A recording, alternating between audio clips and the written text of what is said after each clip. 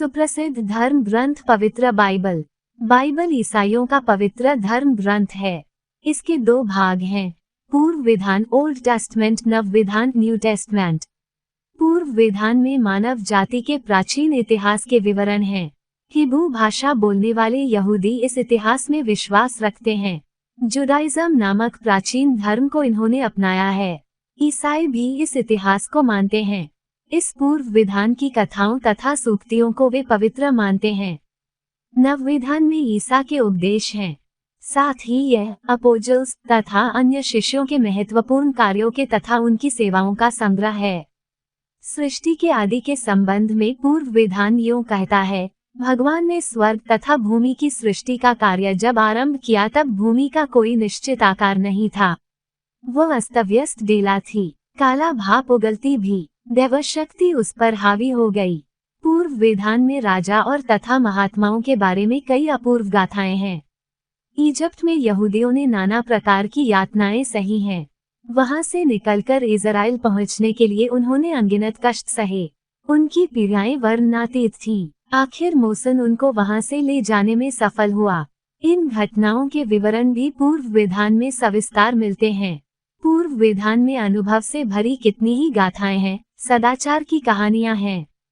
उदाहरण के लिए अपव्ययी पुत्र की कहानी भी इसी में है। फिजूल खर्च करने वाले एक युवक ने अपने पिता से झगड़ा किया और अपना हिस्सा लेकर अलग चला गया। अपव्यय करके जो भी था खो दिया। उसे तरह तरह की तकलीफें झेलनी पड़ी। जब और कोई चारा नहीं था तो वह अपने ही पिता के यहाँ नौकरी करने लौटा।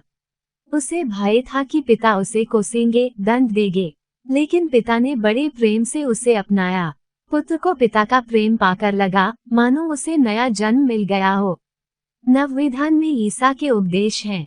ईसा ने अपने अनुचरों को हितबोध किया, वे दूसरों से प्रेम करें, विनय से व्यवहार करें, सहन शक्ति जीवन का अभिन्न अंग बना रहे।